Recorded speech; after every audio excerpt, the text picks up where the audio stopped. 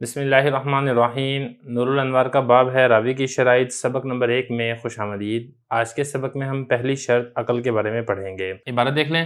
ولما فرغ عن بیان تقسیم الراوی شرع فی شرائطہ فقال وانما جعل الخبر حجۃ بشرائط فی الراوی وہی اربعۃ العقل والضبط والعدالۃ والاسلام فالعقل وهو نور فی بدن الآدمی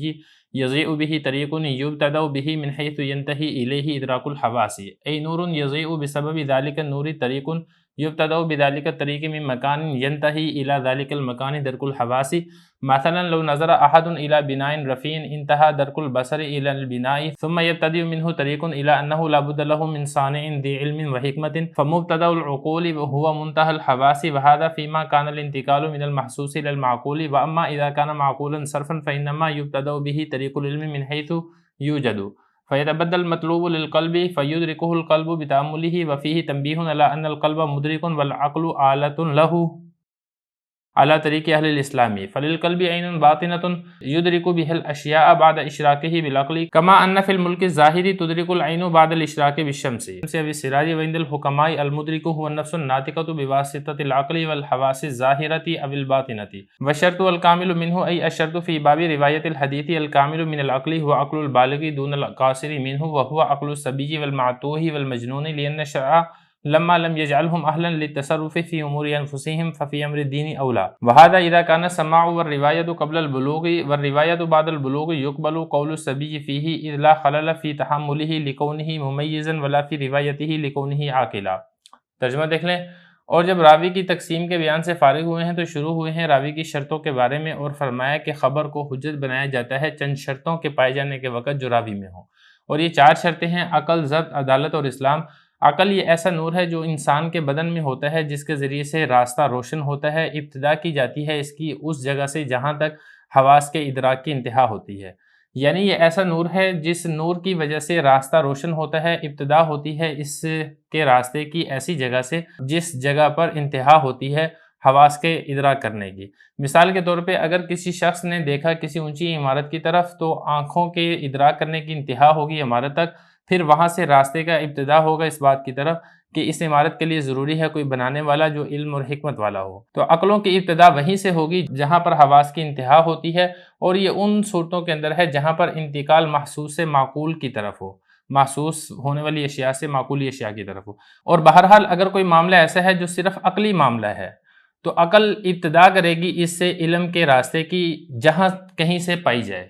لہذا ظاہر ہوگا مطلوب قلب کے لیے، اور قلب اس کا ادراک کر لے گا اس میں غور و فکر کرنے کے ساتھ۔ اور اس میں تنبیہ ہے اس بات کی طرف کہ قلب یہ ادراک کرنے والا ہے اور عقل یہ اعلیٰ ادراک ہے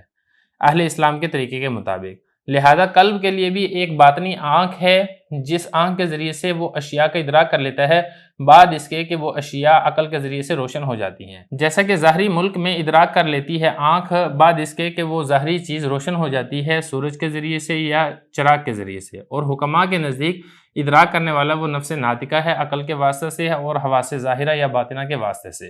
اور شرط عقل کی کامل ہونا ہے، یعنی شرط روایت حدیث کے باب میں یہ ہے کہ عقل کامل ہو، اور وہ بالغ آدمی کی عقل ہوتی ہے، نہ کہ عقل قاصر جو کہ بچے کی اور ماتو کی اور مجنوں پاگل کی ہوتی ہے۔ اس لیے کہ شریعت نے جب ان کو اپنی جانوں کے معاملے میں تصرف کرنے کا اہل نہیں بنایا ہے تو دین کے معاملے میں تو بطریق اولیٰ وہ اہل نہیں ہوں گے، اور یہ اس وقت ہے جب کہ سننا اور روایت کرنا بلوغ سے پہلے ہو۔ بہرحال روایت کرنا بلوغ کے بعد تو اس میں بچے کا قول بھی معتبر ہوگا، اس لیے کہ اس روایت کو لینے میں کوئی خلل نہیں ہے کیونکہ وہ بچہ ممیز سمجھدار ہے، اور نہ ہی اس کی روایت کے اندر کوئی خلل ہے اس لیے کہ وہ عاقل ہے۔ عبارت ہو چکی ہے، ترجمہ ہو چکا ہے، اب چلتے ہیں اس کی تشریح کی طرف۔ گزشتہ باب کے اندر راوی کی اقسام خمسہ کے بارے میں ہم نے تفصیل سے پڑھ لیا تھا، یہاں سے راوی کی شرطوں کے بارے میں پڑھیں گے۔ دیکھیں، خبر واحد کے حجت ہونے کے لیے اس کی راوی میں چند شرائط کا پائے جانا یہ ضروری ہے، اور شرائط سے مراد صفات ہیں، یعنی راوی ان صفات کے ساتھ متصف ہوگا تو پھر اس کی خبر واحد معتبر ہوگی اور قبول کی جائے گی۔ وہ صفات کون کون سی ہیں؟ ان میں سے ایک صفت ہے کہ راوی صاحب عقل ہو، یعنی اس کے اندر عقل کامل ہو۔ دوسرا یہ ہے کہ وہ صاحب ضبط ہو، تیسرا یہ ہے وہ صاحب عدالت ہو، چوتھا یہ ہے کہ وہ مسلمان ہو۔ یہ ساری کی ساری اس کی تفصیل ہم انشاءاللہ پڑھیں گے۔ جو پہلی صفت ہے اس کے اندر عقل، اسی کے بارے میں آج کے یہ سبق ذکر کیا جا رہا ہے۔ حضرت عبارت دیکھیں، فرما رہے ہیں جب فارغ ہو چکے ہیں راوی کی تقسیم کے بیان سے، اب راوی کی شرطوں کے بیان میں شروع ہو رہے ہیں۔ تو فرما رہے ہیں کہ جو خبر واحد ہے یہ حجت ہوگی چند شرطوں کے پائے جانے کے وقت۔ جو شرطیں راوی کے اندر پائی جائیں. میں نے آپ کو بتا دیا شرطوں سے مراد یہ ہے کہ چند صفات کا ہونا ضروری ہے راوی کے اندر، تو پھر اس کی خبر واحد یہ معتبر اور حجت ہوگی. اب وہ کون کون سی ہیں؟ وہ 4 ہیں. نمبر 1 ہے عقل، ضبط، عدالت اور اسلام. یہ 4 صفات راوی کے اندر پائی جائیں گی تو پھر راوی کی خبر واحد یہ حجت ہوگی اور اس کو لیا جائے گا. پہلے نمبر پر آتی ہے عقل. عقل کے بارے میں انشاءاللہ یہ ساری کی ساری تفصیلات ذکر کر رہے ہیں. تو عقل کی سب سے پہلے تعریف کر دی، وَهُوَ نُورٌ فِي بَدَنِ الْآدَمِيِّ يَضِيءُ بِهِ طَرِيقٌ. یہ عقل انسان کے بدن کے اندر ایک نور ہوتا ہے. دیکھیں ایک ہے دماغ اور ایک ہے عقل. کہتے ہیں نا کہ عقل ہے دماغ کے اندر. اگر آپ کسی کے دماغ کو کھولیں گے تو آپ کو عقل نظر نہیں آئے گی، آپ کو اس کے اندر سے اس کا بھیجا نظر آئے گا. تو یہ اصل کے اندر ایک نور ہوتا ہے جس نور کے ذریعے سے انسان چیزوں کا ادراک کر لیتا ہے، راستہ اس نور کے ذریعے سے روشن ہو جاتا ہے. تو یہ فرمایا کہ عقل یہ انسان کے بدن کے اندر ایک ایسا نور ہوتا ہے جس کے ذریعے سے راستہ روشن ہو جاتا ہے، عقل کے ذریعے سے چیزوں کی پہچان ہوتی ہے. عقل کی ابتدا کہاں سے ہوتی ہے اس کے بارے میں فرما رہے ہیں، جہاں سے حواس کے ادراک کرنے کی انتہا ہوتی ہے. دیکھیں حواس خمسہ 5 ہیں، 5 چیزیں ہیں جن کو حواس خمسہ ظاہرہ کہا جاتا ہے. ان میں سے ایک ہے چھونا، دوسرے نمبر پر ہے آنکھوں سے دیکھنا، تیسرے نمبر پر ہے کانوں سے سننا، چوتھے نمبر پر ہے ناک سے سونگھنا اور 5ویں نمبر پر ہے زبان سے چکھنا. ان 5 چیزوں سے بھی چیزوں کی پہچان ہوتی ہے. مثال کے طور پہ جب آپ نے آم کو چکھا تو چکھنے سے زبان کے ذریعے سے آپ کو آم کی پہچان ہوگی. آپ نے کوئی بات سنی ہے تو کانوں کے ذریعے سے آپ کو اس چیز کی پہچان ہوگی. آپ نے آنکھوں سے کوئی چیز دیکھی ہے تو دیکھنے سے آپ کو اس کی پہچان ہو جائے گی. آپ نے کسی چیز کو ہاتھ لگا کر چیک کر لیا ہے تو ہاتھ لگانے سے، مس کرنے سے بھی آپ کو اس چیز کی پہچان ہو جائے گی. تو یہ حواس خمسہ ظاہرہ جہاں پر اس کا انتہا ہوتی ہے، جہاں پر اس کا اینڈ ہوتا ہے، وہاں سے عقل کا آغاز ہوتا ہے. مثال کے طور پہ آپ کوئی چیز ایسی ہے جو آپ آنکھوں سے معلوم نہیں کر سکتے ہیں، کانوں سے معلوم نہیں کر سکتے ہیں، ناک سے معلوم نہیں کر سکتے ہیں، زبان سے معلوم نہیں کر سکتے ہیں، ہاتھ کو چھونے سے معلوم نہیں کر سکتے ہیں، تو وہاں پر عقل آپ کی رہنمائی کرتی ہے اور آپ عقل کے ذریعے سے اس چیز کو معلوم کر لیتے ہیں. اب اس کی مثال کیا ہے؟ اس کی مثال حضرت نے یہاں پر خود ذکر کی ہے. جیسا کہ ایک تعمیر ہو، آپ نے کوئی ٹاور دیکھا، ایک اونچا ٹاور ہے، تو دیکھنے کے ذریعے سے آپ کو ٹاور کا علم تو ہو جائے گا، لیکن اس دیکھنے کا ایک اینڈ اور ایک انتہا ہے. جہاں تک اس کی لمبائی ہے آپ وہاں تک دیکھ لیں گے، تو اس کے بعد آپ اس سے اگلی چیزیں صرف دیکھنے سے معلوم نہیں کر سکتے ہیں. یہاں پر عقل آپ کی رہنمائی کرے گی کہ جب یہ اتنا بڑا ٹاور، یہ اتنی بڑی عمارت اور بلڈنگ ہے تو ضرور اس کا کوئی بنانے والا موجود ہے، اس کا کوئی بنانے والا ہے، اس کا کوئی کاریگر ہے، کوئی انجینئر ہے، کوئی ماہر تعمیرات ہے، کوئی فن کا ماہر ہے جس نے اس چیز کو تعمیر کیا ہے. تو یہ والی جو چیز آپ نے معلوم کی ہے یہ آپ کو عقل نے بتائی ہے. یہ اسی طریقے سے تحصیل المندی کے اندر بھی ہم نے اس کی مثال پڑھی تھی. آپ اگر کہیں سے دھواں اڑتے ہوئے دیکھتے ہیں تو جب کہیں سے دھواں اڑتے ہوئے دیکھیں گے تو آپ کی عقل آپ کو بتا دے گی کہ وہاں پر آگ لگی ہوئی ہے، کیونکہ آگ نہ لگی ہوتی تو دھواں نہ اٹھتا. اب یہ ایسی چیز ہے جہاں سے حواس خمسہ ظاہرہ کا اختتام ہوتا ہے، وہاں سے پھر عقل کا آغاز ہوتا ہے. تو یہی فرما رہے ہیں کہ عقل کا آغاز کہاں سے ہوگا؟ فرما رہے ہیں عقل کا آغاز وہاں سے ہوگا جہاں پر حواس کا ادراک کرنے کا انتہا ہوتی ہے. ادراک کا مطلب ہوتا ہے پہچاننا، علم حاصل کرنا. حواس ظاہرہ سے آپ جب کسی چیز کا ادراک کرتے ہیں، کسی چیز کو پہچانتے ہیں، کسی چیز کو معلوم کرتے ہیں، جہاں پر حواس خمسہ ظاہرہ کا انتہا اور اینڈ ہوتا ہے وہاں سے عقل کا آغاز ہوتا ہے. تو یہ بتا رہے ہیں کہ یہ ایسا نور ہے جس نور کی وجہ سے، ای بسبب ذالک النور، اس نور کی وجہ سے راستہ روشن ہو جاتا ہے. یعنی چیزوں کی پہچان کرنے کا راستہ روشن ہو جاتا ہے، واضح ہو جاتا ہے. اور یہ جو راستہ روشن ہونے کا ابتدا اور آغاز ہے یہ ایسی جگہ سے ہوگا جس جگہ سے حواس خمسہ ظاہرہ کا ادراک کرنے کی انتہا ہوگی. حواس خمسہ ظاہرہ جہاں سے ادراک کرنا ختم کر دے گی، جہاں پر اس کی بس ہو جائے گی، وہاں سے پھر عقل کا آغاز ہوگا. اور پھر عقل کی جہاں پر انتہا اور اینڈ ہوتی ہے وہاں پر پھر وحی الہی کام آتی ہے. پھر وحی الہی سے آپ ان چیزوں کی حقیقت جان سکتے ہیں. مثال کے طور پہ اگر کسی شخص نے کسی اونچی عمارت کی طرف دیکھا تو آنکھوں کے دیکھنے کا جو ادراک ہے وہ انتہا ہو جائے گا عمارت تک. آنکھ تو صرف آپ کو عمارت بتا دے گی. اس کے بعد پھر کیا ہوگا؟ اس کے بعد پھر ایک راستے کا ابتدا ہوگی، یعنی ایک علم جاننے کے راستے کی ابتدا ہوگی. آپ کو یہ والی بات معلوم ہوگی کہ یہ والی جو عمارت ہے اس کے لیے کوئی صانع بنانے والا ہونا ضروری ہے، کوئی انجینئر ضروری ہے جو علم و حکمت والا ہو. کیونکہ اگر علم و حکمت والا انجینئر کوئی بنانے والا نہیں ہوگا تو پھر یہ عمارت تعمیر نہیں ہو سکتی ہے. اب یہ والی جو آپ کو علم کی بات معلوم ہوئی ہے یہ آپ کو عقل کے ذریعے سے معلوم ہوئی ہے. تو لہذا جو عقلوں کی ابتدا ہے وہ کہاں سے ہوتی ہے؟ ہوا منتہی الحواسی، جہاں پر حواس خمسہ ظاہرہ کی انتہا ہوتی ہے. حواس خمسہ ظاہرہ کا اینڈ جہاں سے ہوگا وہاں سے عقل کا آغاز ہوگا. وَهَذَا فِيمَا كَانَ الْانتِقَالُ مِنَ الْمَحْسُوسِ إِلَى الْمَعْقُولِ. دیکھیں دو چیزیں ہوتی ہیں، ایک چیز ہوتی ہے حسی اور ایک چیز ہوتی ہے عقلی. حسی چیز کو آپ محسوس چیز بھی کہہ سکتے ہیں، عقلی چیز کو آپ معقول بھی کہہ سکتے ہیں. حسی کا مطلب یہ ہے کہ جو حواس خمسہ ظاہرہ سے معلوم ہو سکے، اور عقلی ان چیزوں کو کہا جاتا ہے جس کا ادراک عقل کے ذریعے سے ہوتا ہے۔ تو یہ جو میں نے آپ کو ساری تفصیل بتائی ہے کہ حواس خمسہ ظاہرہ کا جہاں پر اختتام اور اینڈ ہوگا وہاں سے عقل کا آغاز ہوگا، یہ ان چیزوں کے بارے میں ہے جہاں پر جو چیزیں محسوس سے معقول کی طرف جائیں، یعنی آپ ان کا علم پہلے آغاز کریں حواس خمسہ ظاہرہ سے، پھر جہاں سے آپ کا حواس خمسہ ظاہرہ کا اختتام اور اینڈ ہوگا وہاں سے پھر عقل آپ کی رہنمائی کرے۔ تو جہاں سے آپ محسوس سے معقول کی طرف جائیں گے تو جہاں سے حس کا اختتام ہوگا وہاں سے عقل کا آغاز ہوگا۔ لیکن بعض امور ایسے ہوتے ہیں جو حواس خمسہ ظاہرہ سے شروع سے ہی معلوم نہیں ہوتے ہیں، اس میں حواس خمسہ ظاہرہ کا کوئی عمل اور کردار ہی نہیں ہوتا ہے۔ مثال کے طور پہ 4 جمع 4 8، اب یہ جو 8 ہے، اب اس 8 کو آپ زبان سے نہیں معلوم کر سکتے ہیں، دیکھ کے آپ معلوم نہیں کر سکتے ہیں، کانوں کے ذریعے سے آپ معلوم نہیں کر سکتے ہیں۔ اب یہ جو آپ نے 4 جمع 4 8 ہوتا ہے یہ صرف ایک عقلی چیز ہے، یہاں پر ابتدا اور آغاز ہی عقل کے ساتھ ہوگا۔ وَهَذَا فِيمَا كَانَ الْانتِقَالُ مِنَ الْمَحْسُوسِ إِلَى الْمَعْقُولِ وَأَمَّا إِذَا كَانَ مَعْقُولًا، یہ ساری تفصیل اس وقت ہے جب انتقال محسوس سے معقول کی طرف۔ اس کا کیا مطلب ہے؟ دیکھیں، ایک ہے حسی چیز، اس کو کہا جاتا ہے محسوس، اور ایک ہے عقلی چیز، اس کو کہا جاتا ہے معقول۔ اب حسی چیز یا محسوس کیا ہوتا ہے؟ جس کا ادراک حواس خمسہ ظاہرہ سے ہوتا ہے، اور عقلی چیز یا معقول کیا ہوتا ہے؟ جس کا ادراک عقل کے ذریعے سے کیا جاتا ہے۔ تو اگر تو کوئی چیز ایسی ہے جو محسوس بھی ہے معقول بھی ہے تو آپ وہاں سے علم حاصل کرنے کی ابتدا اور آغاز کریں گے حواس خمسہ ظاہرہ سے، پھر حواس خمسہ ظاہرہ کا جہاں پر اختتام ہوگا پھر وہاں پر آپ عقل کو استعمال کریں گے۔ تو یہ ساری تفصیل جو میں نے آپ کو بتائی ہے یہ اس وقت ہے، یعنی عقل کا آغاز اور ابتدا کہاں سے ہوگی؟ جہاں پر حواس کا اختتام اور اینڈ ہوگا، یہ اس وقت ہے جب انتقال محسوس سے معقول کی طرف ہو۔ جیسا کہ آپ کو مثال دی عمارت، اب یہ محسوس بھی ہے معقول بھی ہے۔ محسوس اس لیے کہ آپ نظر کے ذریعے سے اس کو دیکھ لیتے ہیں، حواس خمسہ ظاہرہ سے آپ اس کو معلوم کر رہے ہیں، اور معقول اس طریقے سے کہ جو اگلی باتیں ہیں وہ آپ کو عقل بتائے گی۔ تو اگر ایسی کوئی چیز ہے جو محسوس اور معقول دونوں ہے تو پھر پہلے آپ حواس خمسہ ظاہرہ کو استعمال کریں گے، پھر آپ عقل کو استعمال کریں گے، تو یہ اس ترتیب سے ترتیب چلے گی۔ تو یہ فرمایا کہ یہ ساری تفصیل اس وقت ہے جب انتقال محسوس سے معقول کی طرف ہو۔ البتہ بعض چیزیں ایسی ہوتی ہیں جو صرف عقلی ہوتی ہیں، وہ حواس خمسہ ظاہرہ میں سے ہوتی ہی نہیں ہے، وہ محسوس چیزوں میں سے ہے ہی نہیں ہے، تو وہاں پر ایسا نہیں ہے کہ حواس خمسہ ظاہرہ کو آپ پہلے استعمال کریں گے، کیونکہ وہاں پر تو وہ استعمال ہو ہی نہیں سکتی ہیں، تو وہاں پر ابتداءً ہی عقل آپ کے کام آئے گی۔ تو یہ فرمایا کہ اگر کوئی چیز ایسی ہے جو معقولاً صرفہ محض عقلی ہے، صرف کا مطلب ہوتا ہے محض، صرف عقلی چیز ہے، تو وہاں پر جو علم کے راستے کا ابتدا ہے وہ عقل کے ساتھ ہوگا، جیسے کیسے پائی جائے۔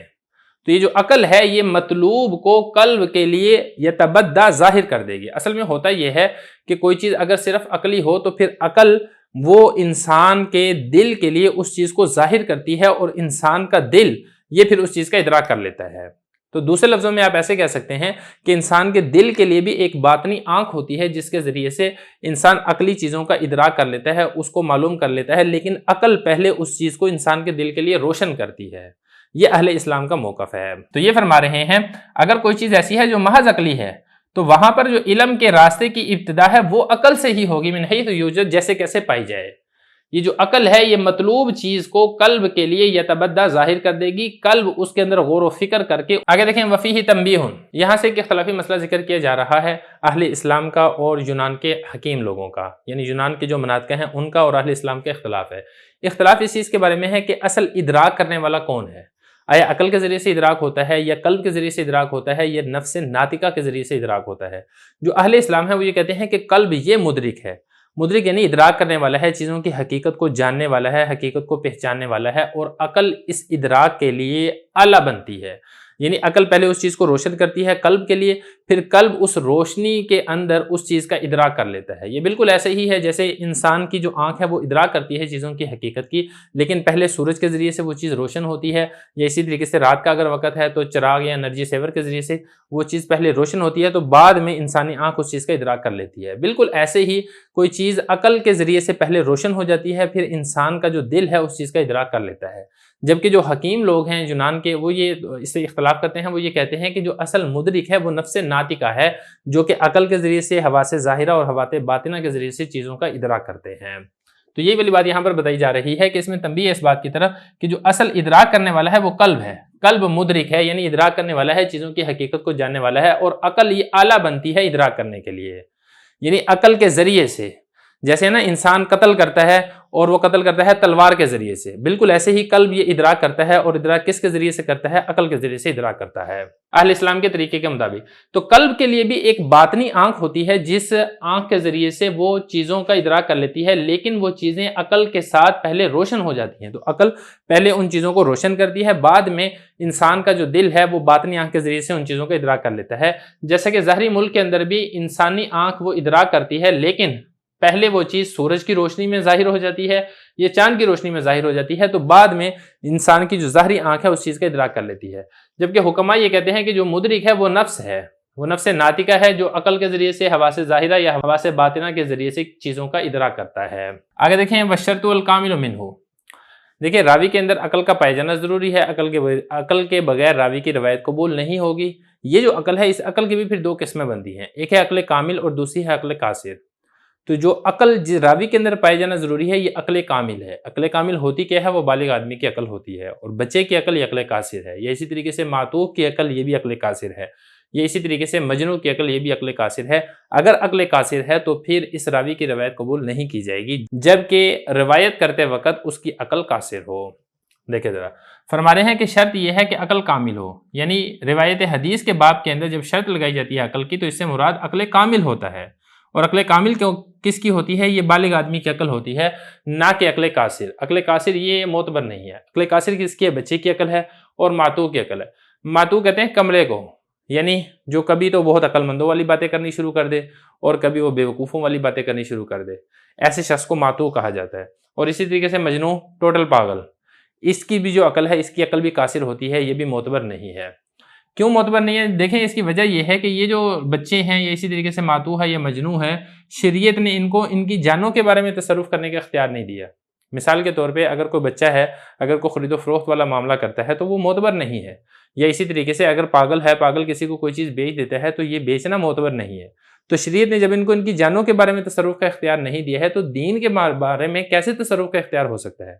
تو دین تو دنیا سے اور ان کی جانوں سے کہیں درجے زیادہ فوقیت اور اولیت رکھتا ہے، تو وہاں پر تو ان کی بات بطریق اولیٰ معتبر نہیں ہوگی۔ تو یہ فرما رہے ہیں لِأَنَّ الشَّرْعَ، اس لیے کہ شریعت نے جب ان کو اپنی جانوں کے بارے میں تصرف کرنے کا اہل نہیں بنایا ہے تو دین کے بارے میں تو بطریق اولیٰ یہ تصرف کرنے کے اہل نہیں ہوں گے۔ وَهَذَا إِذَا كَانَ السَّمَاعُ وَالرِّوَایَةُ قَبْلَ الْبُلُوغِ، یہ اس وقت ہے جب کہ سننا اور روایت کرنا۔ دیکھیں کوئی بھی حدیث ہے آپ پہلے سنیں گے،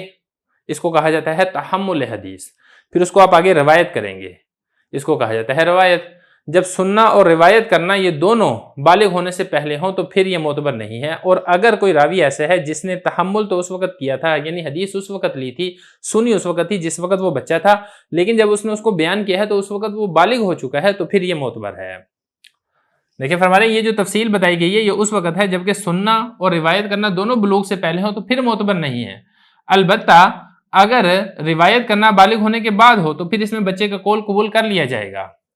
کیوں؟ اذ لا خلل فی تحملہ، اس لیے کہ تحمل میں کوئی خلل نہیں ہے کیونکہ بچہ ممیز ہے۔ دیکھیں بچے کی بھی دو قسمیں ہوتی ہیں، ایک ہوتا ہے ممیز سمجھدار اور دوسرا ہوتا ہے غیر ممیز جو کہ غیر سمجھدار ہوتا ہے۔ ایک ہے بچہ بالکل چھوٹا ہے، 3 سال کا ہے، 4 سال کا ہے، وہ تو بچہ غیر ممیز ہے، ایسے بچے کی تو حدیث سننا یہ بھی معتبر نہیں ہے۔ اور ایک بچہ یہ ہے کہ سمجھدار ہے، مثال کے طور پہ 12 سال کا ہے، 13 سال کا ہے، وہ سمجھدار ہے، بات سن لیتا ہے، اس کو یاد کر لیتا ہے۔ تو اگر سبی ممیز کوئی حدیث سن لیتا ہے تو اس کو کہا جاتا ہے تحمل حدیث، تو اس کا سننا یہ معتبر ہے کیونکہ وہ سمجھدار ہے، لیکن بیان کرنا یہ معتبر نہیں ہے کیونکہ اس کی عقل کے اندر کمی ہے۔ لیکن اگر کسی بچے نے سمجھداری کی حالت میں کوئی روایت سنی ہے اور بیان اس وقت کی ہے جس وقت وہ بالغ ہو چکا تھا تو پھر یہ معتبر ہے۔ تو یہ فرمایا کہ وہ روایت جو بالغ ہونے کے بعد کی جائے اس میں بچے کا قول قبول کر لیا جائے گا، کیونکہ اس کے تحمل میں کوئی خلل نہیں ہے، کیونکہ وہ بچہ ممیز ہے، سمجھدار بچہ ہے، اگر اس نے کوئی روایت لی ہے تو اس کو اچھے طریقے سے یاد کر لیا ہوگا، اور روایت کرنے کے اندر بھی کوئی خلل نہیں ہے، کیونکہ وہ اس وقت عقل مند ہو چکا ہے، لہذا جب یہ حدیث بیان کرے گا تو وہ حدیث بھی بالکل درست صحیح طریقے سے بیان کرے گا۔ بسم اللہ الرحمن الرحیم۔ نور الانوار کا باب ہے راوی کی شرائط، سبق نمبر 2 میں خوش آمدید۔ آج کے سبق کے اندر ہم دوسری شرط ضبط کے بارے میں پڑھیں گے۔ عبارت دیکھ لیں، وَالضَّبْطُ هُوَ سَمَاعُ الْكَلَامِ كَمَا يَحِقُّ سَمَاعُهُ أي سَمَاعًا مِثْلَ سَمَاعِ شَيْءٍ يَحِقُّ سَمَاعُهُ، یعنی من اوله الى آخره بتمام الکلمات والہیئات الترکیبیۃ، وإنما قال ذلك لأنه كثيرا ما يجيء السامع في سماع مجلس الوعظ بعد أن مضى شيء من أوله وفاته ولم يعلمه المعلم للازدحام حتى يردد الكلام الماضي بعد حضوره فمثل هذا السماع لا يكون حجة في باب الحديث بل يكون تبركا كما يؤتى بالصبيان في مجلس الوعظ تبركا لهم ثم فهمه بمعناه الذي أريد به لغويا كان أو شرعيا لا أن يقتصر على حفظ الألفاظ فقط لأنه ليس بسماع مطلق بل سماع صوت ثم حفظه ببذل المجهود له الضمير في حفظه وله راجع إلى المسموع والمجهود مصدر بمعنى الجهد وهو الطاقة أي ثم حفظ ذلك المسموع بقدر الطاقة البشرية له ثم ثبات عليه بمحافظة حدوده وهو العمل بموجبه ببدنه ومراقبته بمذاكرته أي مع مذاكرته حال كونه مستقرا على إساءة الظن بنفسه بأن لا يعتمد على نفسه بالقوة الحافظة بل يقول إني إذا تركته نسيته وهذا كله إلى حين أدائه أي إلى حين أن يؤديه ويبلغه إلى شخص آخر كذلك واحدا كان أو جماعة فحينئذ تفرغ ذمته عند الله تعالى وتشتغل به ذمة إنسان آخر يؤديه إلى أحد وهكذا إلى يوم التنادي أو إلى أن تؤلف كتب الأحاديث وهذا بخلاف القرآن لأنه لم يشترط لنقله فهم بمعناه لأنه ما ثبت في الأصل إلا بأئمة الهدى وخير الورى وهم نقلوه بعد ضبط التام ونظمه في نفسه موجز يتعلق به الأحكام فلم يعتبر معناه ولأنه محفوظ عن التغيير ومصون عن التبديل قال الله تعالى إنا نحن نزلنا الذكر وإنا له لحافظون فيصح نقل نظمه ممن ليست له معرفة بمعناه. ترجمہ دیکھ لیں،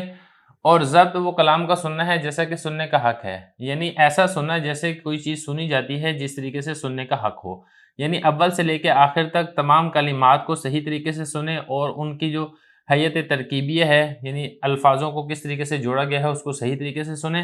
سوائے اس کے نہیں، مصنف رحمہ اللہ تعالیٰ نے یہ والی بات اس لیے فرمائی ہے اس لیے کہ بہت مرتبہ سامع مجلس واعظ کے سننے میں آتا ہے بعد اس کے کہ مجلس واعظ کے شروع سے کوئی چیز گزر جاتی ہے اور اسے فوت ہو جاتی ہے اور معلم پڑھانے والے کو معلوم نہیں ہوتا ہے رش کی وجہ سے، یہاں تک کہ وہ گزرے کلام کو دوبارہ دہرا دے اس آنے والے کے حاضر ہونے کے بعد۔ اس طریقے کا سننا یہ حجت نہیں ہے حدیث کے باب میں، بلکہ یہ تو تبرک کے لیے ہوتا ہے، جیسا کہ بچوں کو لایا جاتا ہے مجلس واعظ میں ان کے لیے برکت حاصل کرنے کے لیے۔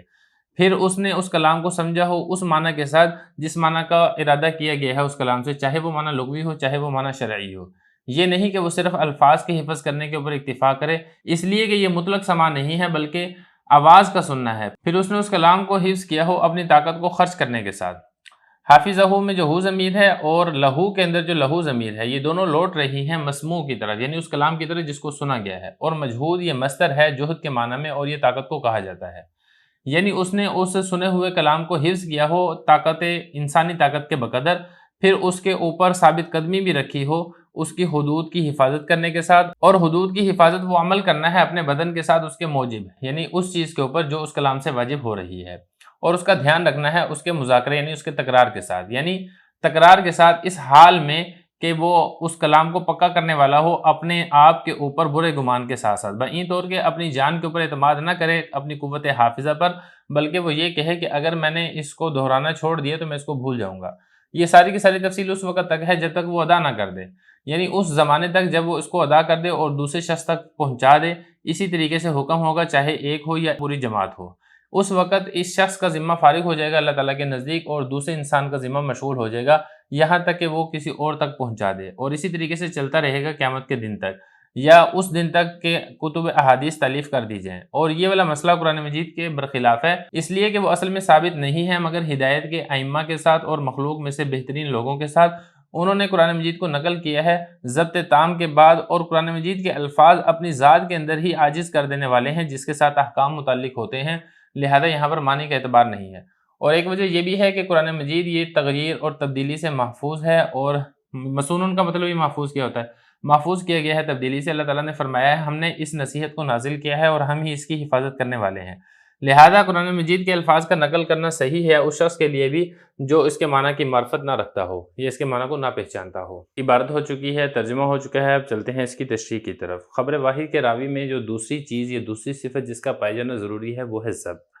ضبط میں بھی یہاں پر مراد ضبط کامل ہے، یعنی کامل توجہ کے ساتھ متکلم کا کلام سننا، اس کو سمجھنا، اس کو محفوظ رکھنا اور اس کی حدود کی رعایت رکھنا، اس کے حفظ کی رعایت رکھنا، اس کے اوپر قائم اور ثابت رہنا یہاں تک کہ اس کو آگے منتقل کر دینا، اس کو ضبط کہا جاتا ہے۔ اور یہ ضبط بھی خبر واحد کی راوی کی صفات میں سے ایک صفت ہے جس کا پایا جانا ضروری ہے، اس کے بغیر خبر واحد یہ حجت اور دلیل نہیں ہوگی۔ اب یہ ضبط کے بارے میں حضرت فرما رہے ہیں کہ ضبط یہ کلام کو سننا ہے جیسا کہ سننے کا حق ہے، یعنی آپ کلام کو ایسے سنیں جیسے کوئی چیز انسان سنتا ہے، جس طریقے سے اس کے سننے کا حق ہو، یعنی اول سے لے کے آخر تک تمام کلمات کو خوب توجہ کے ساتھ اور حیت ترکیبیہ کو خوب توجہ اور غور کے ساتھ سنیں۔ حیت ترکیبیہ کا کیا مطلب ہے؟ دیکھیں بعض اوقات الفاظ ایسے ہوتے ہیں جو چند حروف سے مل کر بنتے ہیں، تو کون سا حرف پہلے بولا گیا ہے، کون سا حرف بعد میں بولا گیا ہے، اور کچھ الفاظ ایسے ہوتے ہیں کہ ایک حرف بھی آگے پیچھے ہو جائے تو معنی بالکل تبدیل ہو جاتا ہے۔ تو جو شخص بھی سننے والا ہو کلام کو، وہ ایسے غور کے ساتھ اور توجہ کے ساتھ سنے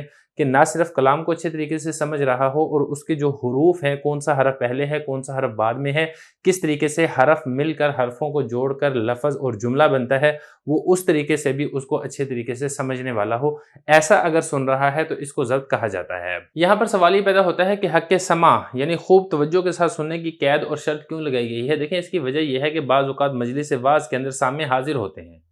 سننے والے مجلس واعظ کو سننے کے لیے حاضر ہوتے ہیں، لیکن وہ آتے تھوڑا لیٹ ہیں، اس وقت تک کلام کا کچھ نہ کچھ حصہ گزر چکا ہوتا ہے، اور جو ابتدائی کلام ہے وہ سننے والے کے سماع کے اندر یعنی سماعت کے اندر نہیں آتا ہے،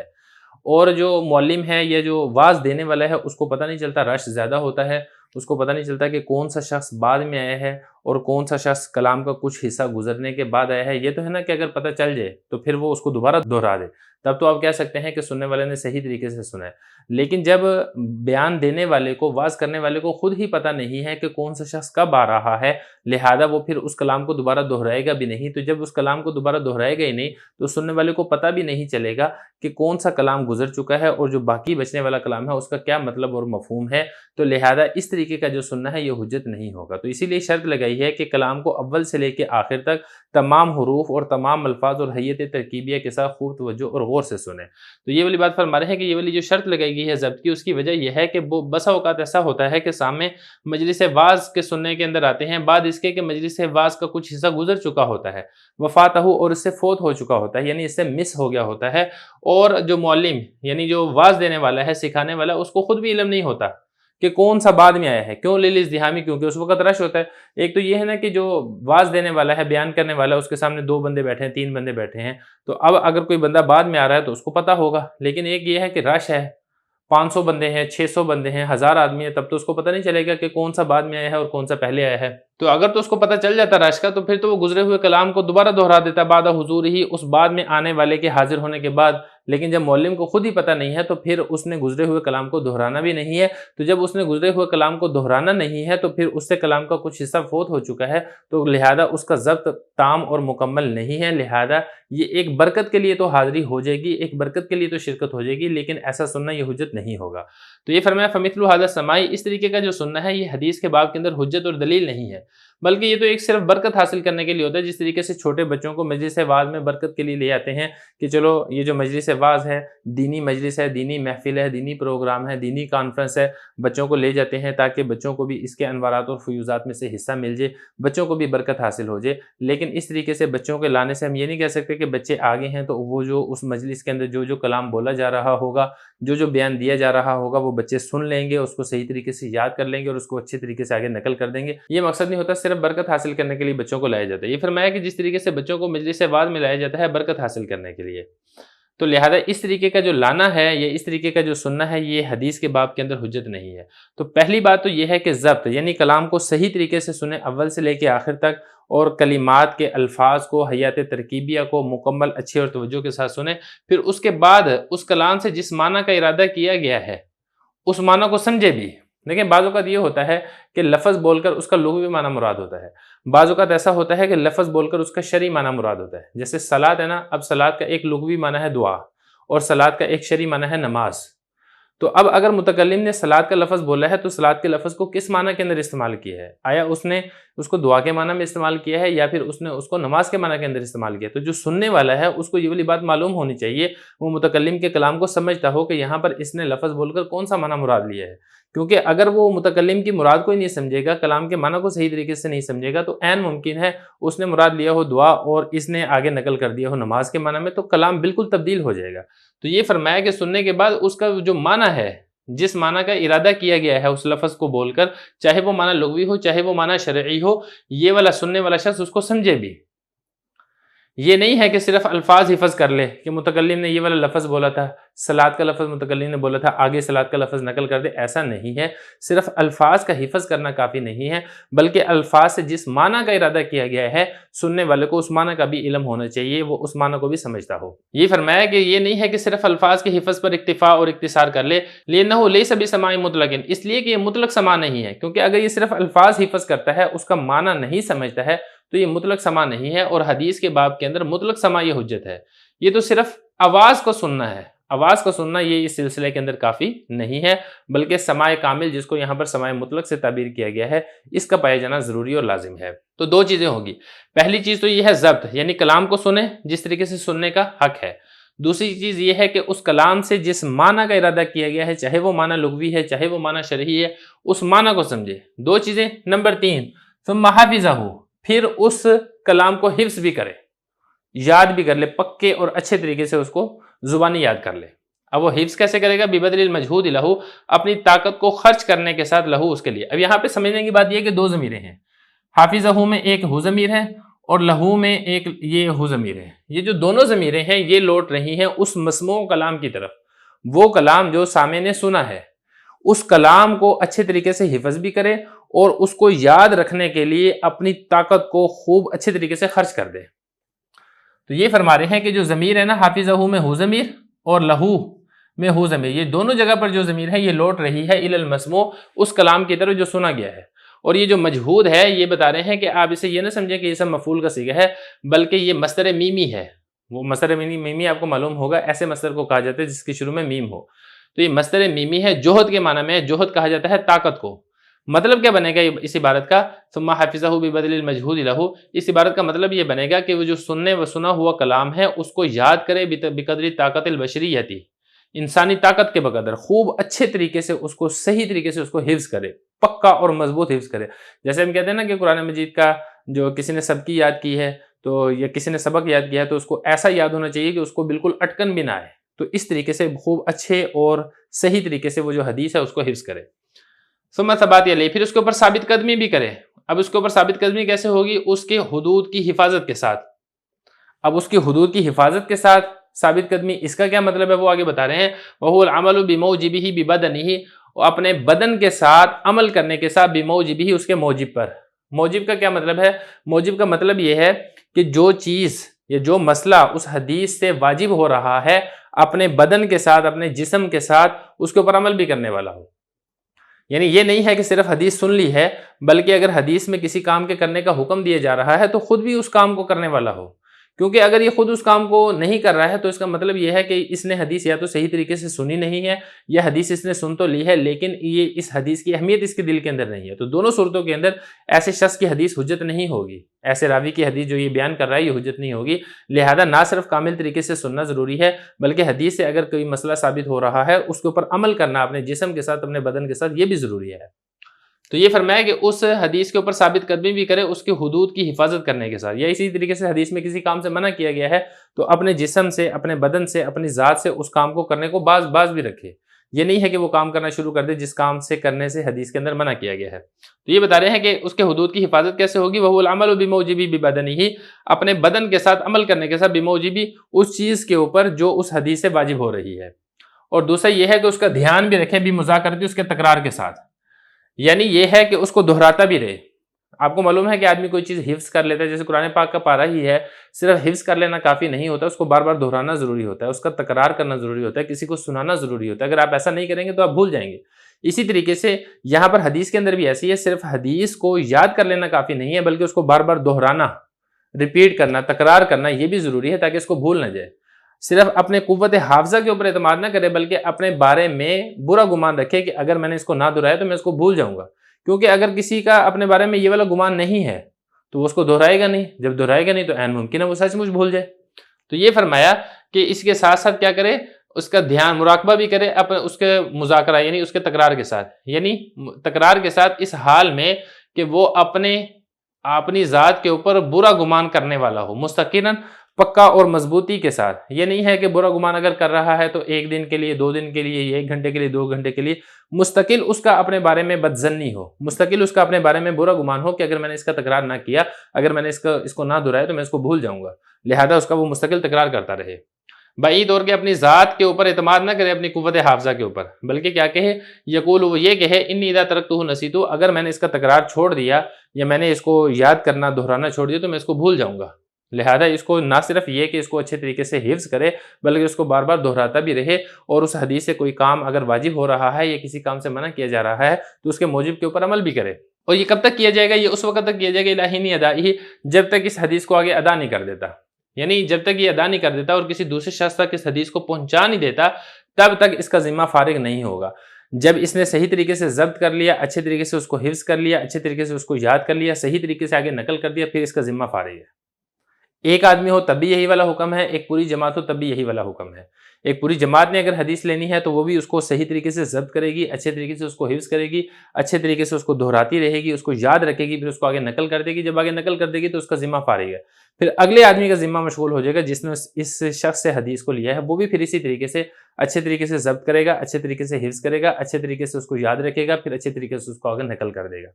قیامت کے دن تک اسی طریقے سے سلسلہ چلتا رہے گا۔ قیامت کے دن تک یا پھر یہ ہے کہ حدیث کی جو کتابیں ہیں وہ تالیف ہو جائیں۔ جب حدیث کی کتابیں تالیف ہو جائیں گی تو پھر اس طریقے سے ضبط کی، اس کو یاد رکھنے کی، سماع کرنے کی، یہ چیزیں ضرورت باقی نہیں رہیں گی۔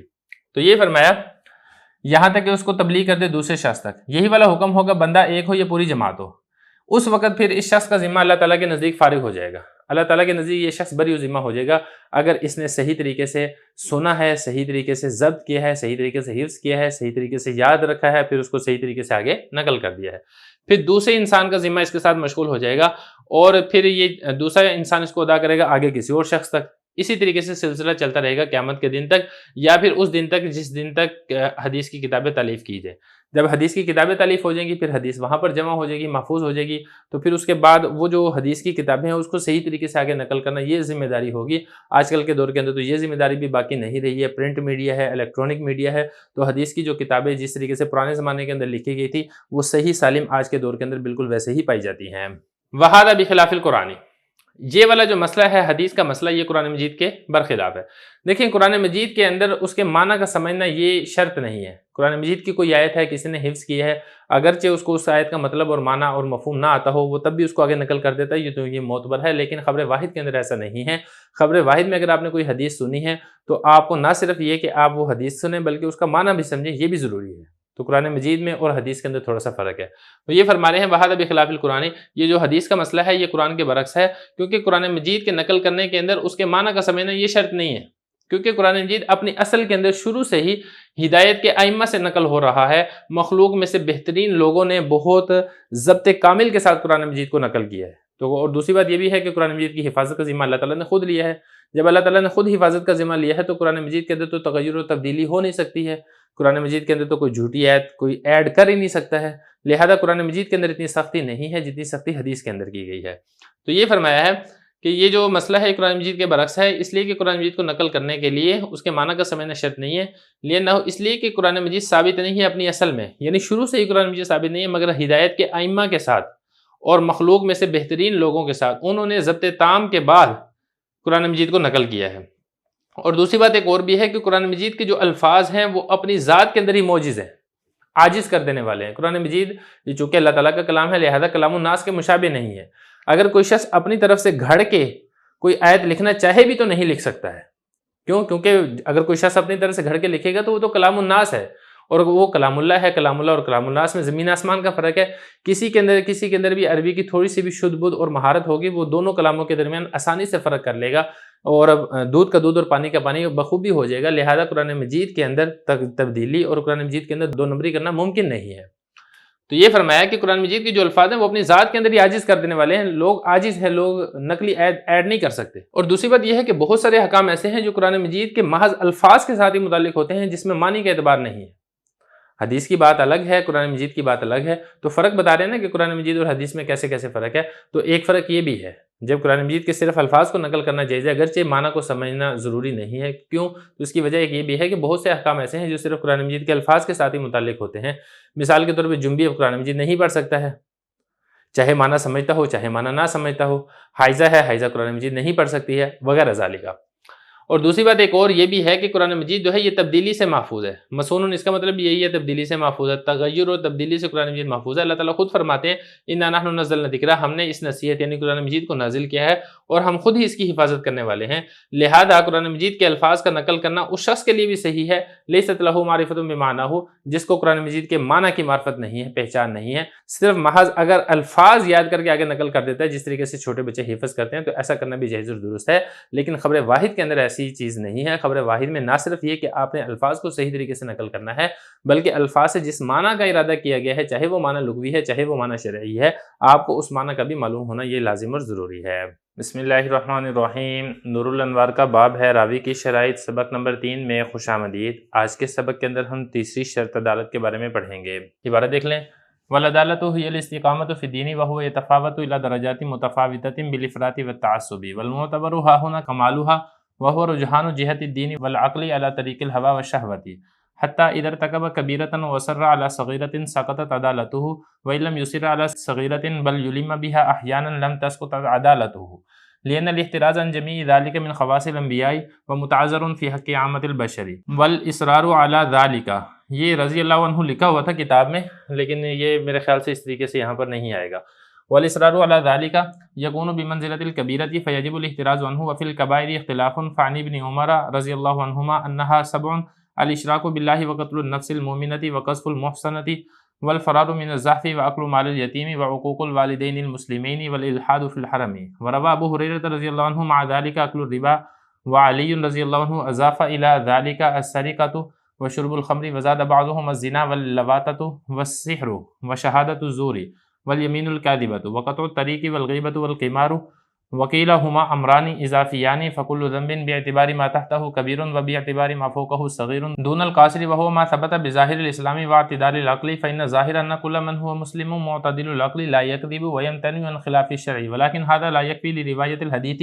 لأن هذا الظاهر يعارضه ظاهر آخر وهو هوى النفس فكان عدلا من وجه دون وجه، وإنما يكفي هذا في الشاهد في غير الحدود والقصاص ما لم يطعن الخصم، فإذا كان في الحدود والقصاص وطعن الخصم فيه لا يكفي ها هنا إذا۔ ترجمہ دیکھ لیں،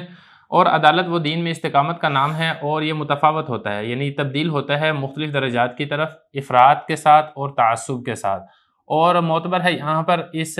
عدالت کا کمال، اور عدالت کا کمال کیا ہے؟ وہ یہ ہے دین اور عقل کی جہت کو ترجیح دینا خواہش نفس اور شہوت کے طریقے پر، یہاں تک کہ اگر کوئی شخص کبیرہ گناہ کا ارتکاب کرے یا صغیرہ گناہ پر اصرار کرے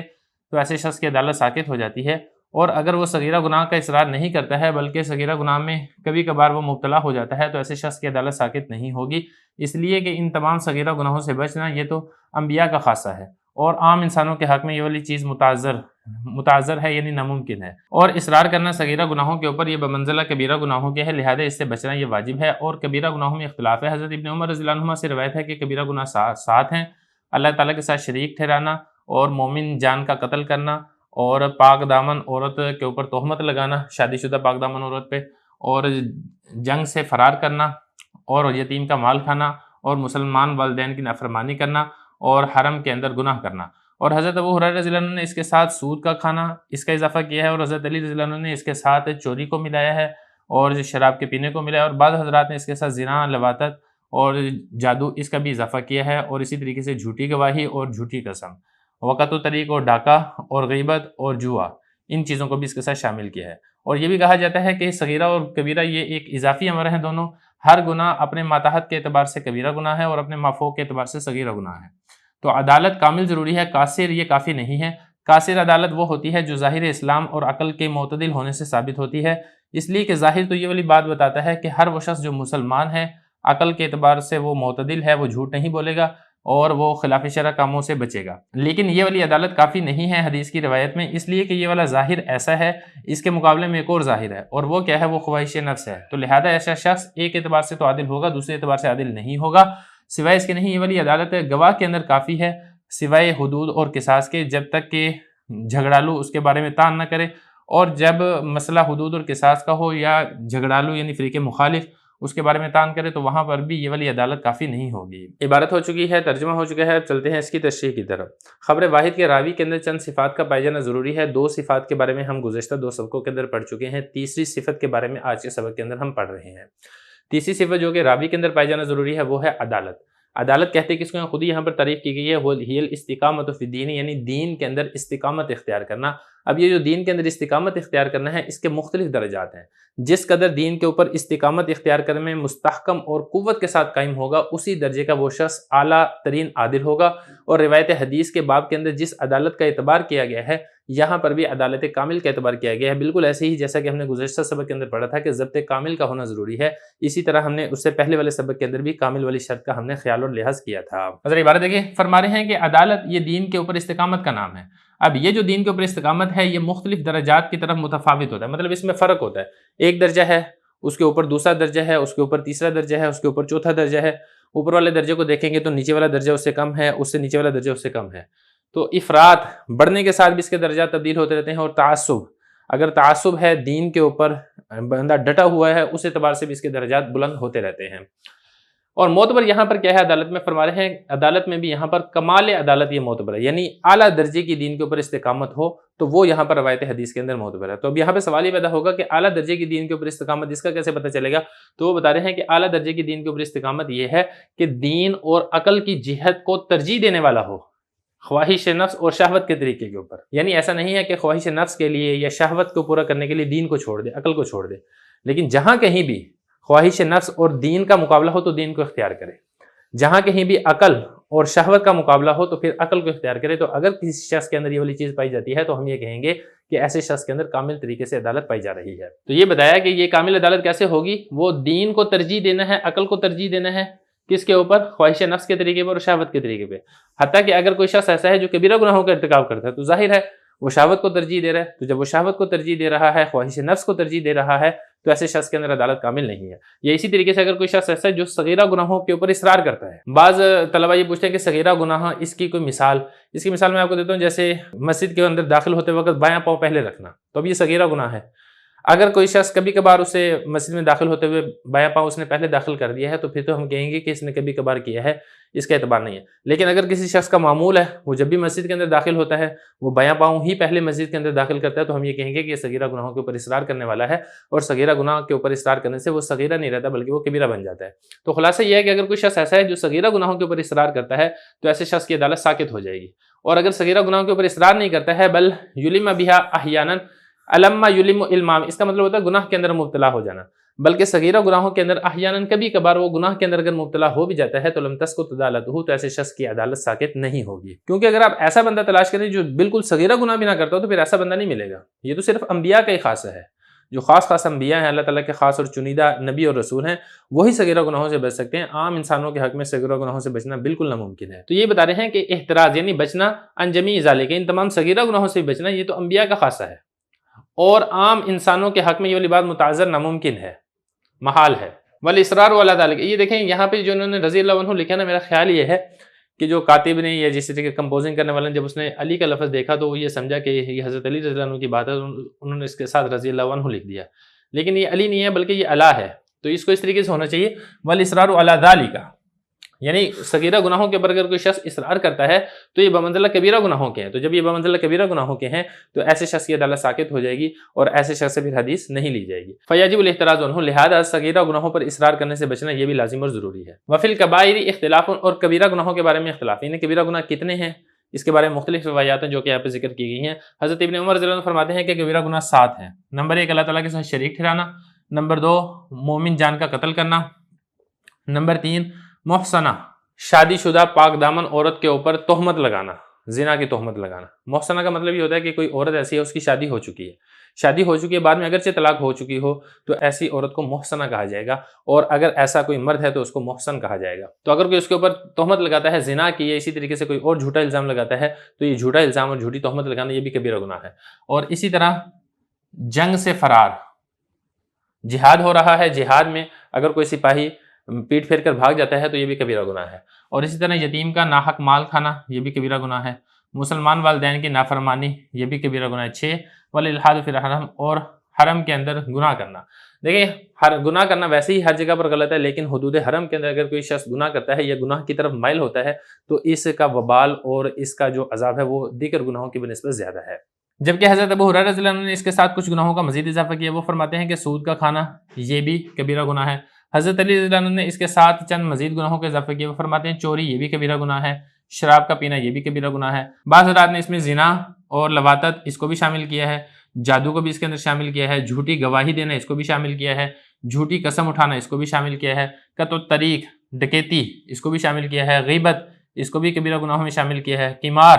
جوا اس کو بھی کبیرہ گناہوں میں شامل کیا ہے. تو خلاصہ یہ کہ مختلف روایات ہیں اور کبیرہ گناہوں کی تعداد کے اندر بھی اس طریقے سے اختلاف واقع ہوا ہے. وکیل ہما امرانی اضافیانی، اور ایک قول یہ ہے کہ یہ دونوں امر اضافی ہیں، یعنی کبیرہ اور صغیرہ گناہ اپنے مافوق اور اپنے ماتحت کے اعتبار سے ہے. یعنی ہر گناہ اس گناہ کے مقابل جو اس سے نیچے ہے اوپر والا گناہ کبیرہ ہوگا، اور ہر وہ گناہ اپنے اوپر والے گناہ کو دیکھتے ہوئے وہ گناہ صغیرہ ہوگا. مثال کے طور پہ نامحرم کو چھونا، اب اس سے اوپر ہے زنا کرنا، تو اگر آپ دیکھیں گے زنا کرنا یہ کبیرہ گناہ ہوگا اور نامحرم کو چھونا یہ صغیرہ گناہ ہوگا. لیکن نامحرم کو چھونا یہ کبیرہ گناہ ہوگا اس کی بنسبت کہ جب آپ کسی نامحرم کو دیکھ رہے ہیں تو بد نظری کرنا یہ صغیرہ گناہ ہے کیونکہ اس کے اوپر ہے نامحرم کو چھونا، اور نامحرم کو چھونا یہ کبیرہ گناہ ہے کس کو دیکھتے ہوئے؟ بد نظری کو دیکھتے ہوئے. لیکن نامحرم کو چھونا اگر آپ اس کو اوپر کی طرف دیکھیں گے یعنی زنا کرنا، تو پھر اس اعتبار سے نامحرم کو چھونا یہ صغیرہ گناہ کہلائے گا. تو خلاصہ یہ کہ امر اضافی ہیں، یعنی ہر گناہ صغیرہ بھی ہو سکتا ہے، ہر گناہ کبیرہ بھی ہو سکتا ہے، جبکہ اس کے اوپر کوئی گناہ ہو یا اس کے نیچے کوئی گناہ ہو. تو یہ فرما رہے ہیں کہ ایک قول یہ بھی کہا گیا کہ دونوں امر اضافی ہیں، ہر گناہ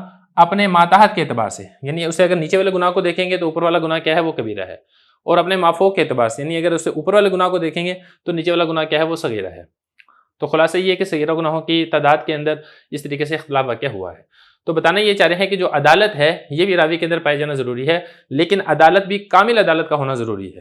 عدالت قاصر یہ کافی نہیں ہے. کامل عدالت کیا ہوتی ہے وہ میں آپ کو یہاں پہ بتا چکا ہوں کہ دین کو اور عقل کی جہت کو ترجیح دینے والا ہو خواہش نفس اور شہوت کے اوپر. اب یہاں پہ سوال یہ پیدا ہوتا ہے کہ عدالت قاصر یہ کیا ہے؟ دیکھیں عدالت قاصر وہ ہے جو مسلمان کی ظاہری حالت سے نظر آتی ہے، کیونکہ ظاہری بات تو یہ ہے کہ جو شخص مسلمان ہے، نبی صلی اللہ علیہ وسلم کا کلمہ پڑھنے والا ہے، تو ظاہر ہے اس کی عقل درست ہوگی، وہ معتدل ہوگا، اور اسی طریقے سے وہ جھوٹ بولنے والا نہیں ہوگا. اگر آپ صلی اللہ علیہ وسلم سے کوئی روایت کر رہا ہے تو سچی روایت کر رہا ہوگا. یہ ظاہر اسلام یہ والی چیز بتاتا ہے، لیکن یہ عدالت قاصرہ ہے. عدالت قاصرہ روایت حدیث کے اندر معتبر نہیں ہے، عدالت کامل یہ معتبر اور ضروری ہے. تو یہ بتا رہے ہیں کہ دون القاصر، عدالت قاصر یہ کافی نہیں ہے. عدالت قاصر کیا ہوتی ہے؟ جو ظاہر اسلام اور عقل کے معتدل ہونے سے ثابت ہوتی ہے. اس لیے کہ ظاہر تو یہ کہتا ہے کہ ہر وہ شخص جو مسلمان ہے، عقل اس کی معتدل ہے، وہ جھوٹ نہیں بولے گا. اگر وہ نبی صلی اللہ علیہ وسلم کے بارے میں کوئی حدیث بیان کر رہا ہے تو وہ صحیح بیان کر رہا ہوگا، جھوٹ تو نہیں بولے گا اور خلاف شرع کاموں سے بچے گا. لیکن یہ والی جو عدالت ہے یہ روایت حدیث کے اندر کافی نہیں ہے. لأن هذا ظاہر یعارض ظاہر آخر، اس لیے کہ یہ جو ظاہر ہے، یعنی جو عدالت ظاہر اسلام سے نظر آ رہی ہے، اس کے مقابلے میں ایک اور ظاہر ہے، اور وہ دوسرا ظاہر کیا ہے؟ خواہش نفس کے اندر مبتلا ہو جانا. آپ کو معلوم ہے کہ ہر مسلمان، ہر دوسرا مسلمان خواہش نفس کے اندر مبتلا ہے، اور جب کوئی شخص خواہش نفس کے اندر مبتلا ہے تو پھر وہ آپ صلی اللہ علیہ وسلم پر جھوٹ بھی بول سکتا ہے، یا وہ روایت حدیث کے اندر اسے کمی کوتاہی بھی ہو سکتی ہے. تو لہذا جو عدالت قاصر ہے یہ کافی نہیں ہے، عدالت کامل کا پائے جانا لازم اور ضروری ہے.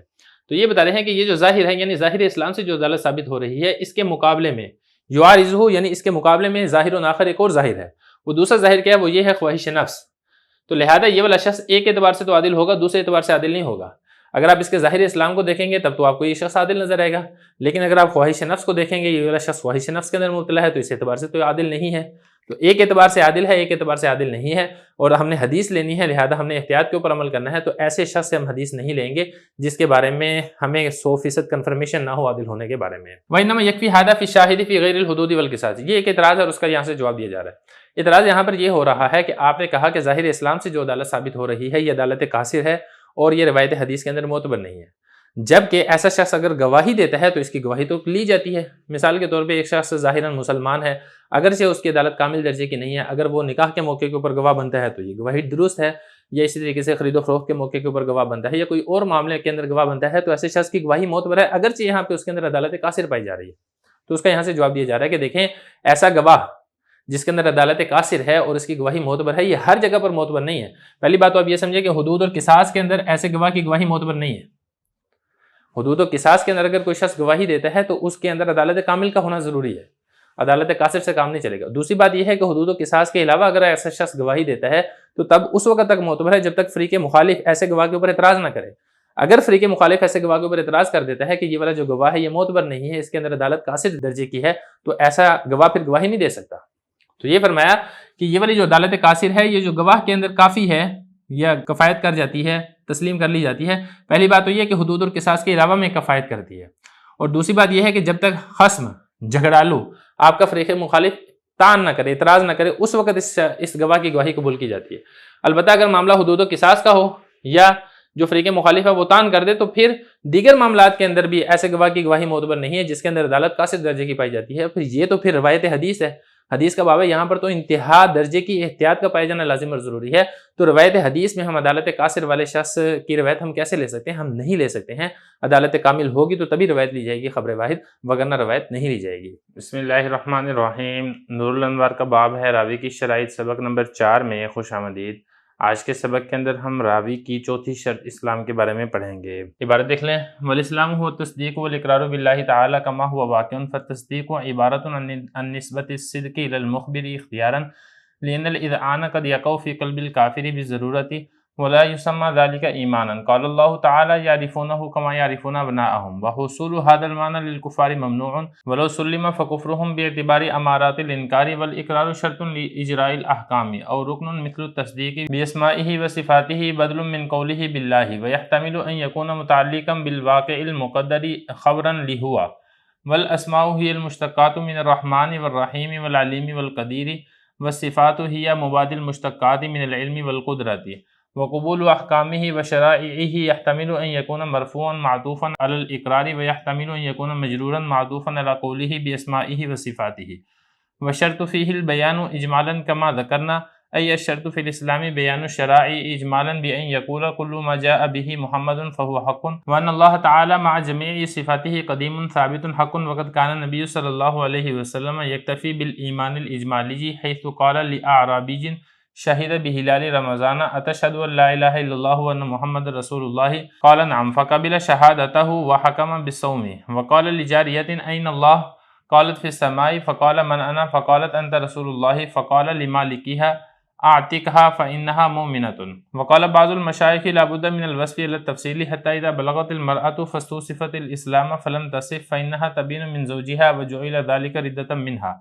وفيه حرج عظيم لا يخفى ولهذا لا يقبل خبر الكافر والفاسق والصبي والمعتوه والذي اشتدت غفلته تفريع على الشروط الاربعه على غير ترتيب اللفظ فالكافر راجع الى الاسلام والفاسق الى العداله والصبي والمعتوه الى كمال العقل والذي اشتدت غفلته الى الزبط واما الاعمى والمحدود في القذف والمرأة والعبد فتقبل روايتهم في الحديث لوجود الشرائط وان لم تقبل شهادتهم في المعاملات هكذا قيل۔ ترجمہ دیکھ لیں،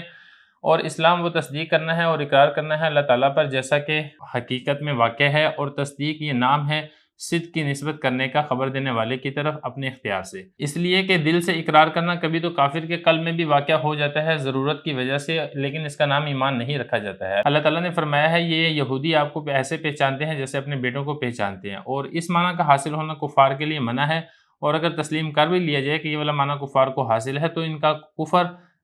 انکار کی امارات یعنی علامات کے اعتبار سے ہے، اور اقرار یہ شرط ہے احکام کے جاری کرنے کے لیے، یا رکن ہے جس طریقے سے تصدیق رکن ہے۔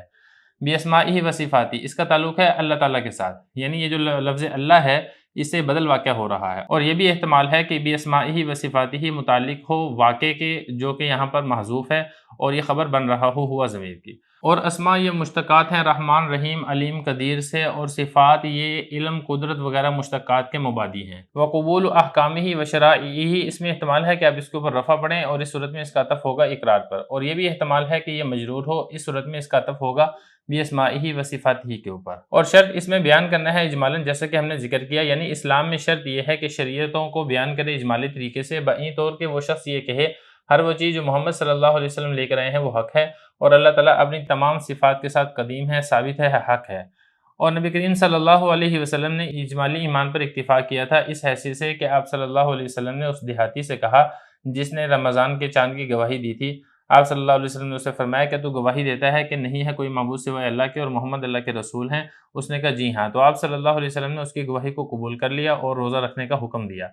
اور آپ صلی اللہ علیہ وسلم نے ایک باندی سے پوچھا اللہ کہاں ہے؟ اس باندی نے کہا آسمان میں۔ آپ صلی اللہ علیہ وسلم نے پوچھا میں کون ہوں؟ اس باندی نے کہا آپ اللہ کے رسول ہیں۔ تو آپ صلی اللہ علیہ وسلم نے اس کے مالک سے کہا اس کو آزاد کر دے، اس لیے کہ یہ مومنہ ہے۔ اور بعض مشائخ نے یہ کہا کہ تفصیل سے صفات بیان کرنا ضروری ہے، یہاں تک کہ اگر کوئی عورت بالغ ہو جائے اور اس سے اسلام کی صفات پوچھی جائیں اور وہ صفات بیان نہ کرے تو وہ اپنے خاوند سے بائنہ ہو جائے گی، اور یہ والی چیز اسے ردت یعنی مرتد ہونا سمجھی جائے گی، اور اس میں بہت بڑا حرج ہے جو کہ مخفی نہیں ہے، اور اسی وجہ سے قبول نہیں کی جائے گی کافر، فاسق اور بچے اور ماتو کی خبر یعنی خبر واحد، اور وہ شخص جس پر غفلت غالب ہو۔ یہ تفریح ہے ان شروط اربع پر غیر ترتیب لفظ پر۔ کافر یہ راجع ہے اسلام کی طرف، فاسق راجع ہے عدالت کی طرف، سوی اور ماتو یہ راجع ہے کمال عقل کی طرف، اور وہ شخص جس پر غفلت کا غلبہ ہے یہ راجع ہے ضبط کی صفت کی طرف۔ اور بہرحال اندھا اور محدود فی القذف جس کے اوپر تہمت لگائی گئی ہے، اور عورت اور غلام، ان کی روایتوں کو قبول کر لیا جائے گا حدیث میں، اس لیے کہ شرطیں پائی جاتی ہیں، اگرچہ ان کی گواہی کو قبول نہیں کیا جائے گا معاملات میں، اسی طریقے سے کہا گیا ہے۔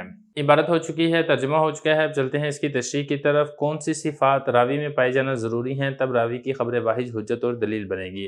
چند صفات ہم نے گزشتہ 3 سبقوں کے اندر پڑھ چکے ہیں، یہ چوتھی صفت آج کے سبق میں ہم پڑھیں گے، جس کا تعلق ہے اسلام کے ساتھ، یعنی راوی کا اسلام کے ساتھ متصف ہونا۔ دوسرے لفظوں میں راوی کے اندر صفت اسلام کا پائے جانا لازم اور ضروری ہے، تب راوی کی خبر واحد حجت اور دلیل بنے گی۔ اب اسلام کہتے کسے ہیں، تو اسلام کی تعریف کرتے ہوئے فرمایا وہ تصدیق والاقرار باللہ تعالی، تصدیق کرنا ہے اور اقرار کرنا ہے اللہ تعالیٰ کا، باسمائہ و صفاتہ، یہ بھی متن کی عبارت ہے، اللہ تعالیٰ کے تمام اسماء کے ساتھ اور اللہ تعالیٰ کی تمام صفات کے ساتھ اللہ تعالیٰ کا اقرار کرنا، اللہ تعالیٰ کی تصدیق کرنا، اس کو اسلام کہا جاتا ہے۔ اب یہاں پہ سوال یہ پیدا ہوتا ہے کہ اس کے اندر آپ نے ایک لفظ استعمال کیا ہے تصدیق،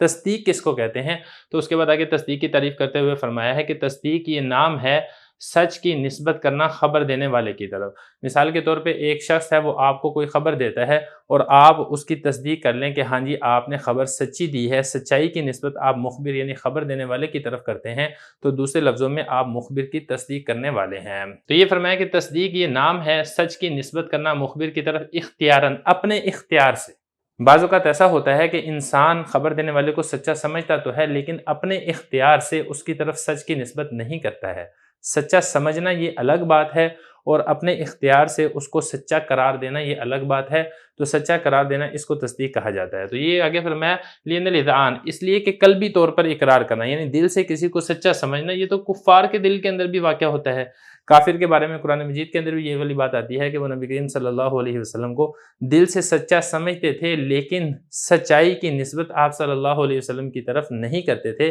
لہذا دل سے سچا سمجھنا یہ الگ چیز ہے، اور سچائی کا اپنے اختیار سے مخبر کی طرف نسبت کرنا یہ الگ چیز ہے۔ تو جب تک سچائی کی نسبت نہیں کرے گا اپنے اختیار سے مخبر کی طرف، ایسے شخص کو نہیں کہا جائے گا کہ یہ شخص تصدیق کرنے والا ہے۔